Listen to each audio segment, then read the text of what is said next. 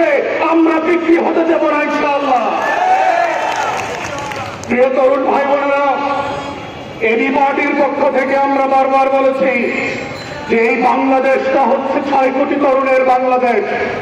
যেই 6 কোটি তরুণ তোমরা রক্ত দিয়ে জুলাই আগস্টে মিছিল করে স্লোগান করে দেয়ালে দেয়ালে রক্ত গাথা লিখে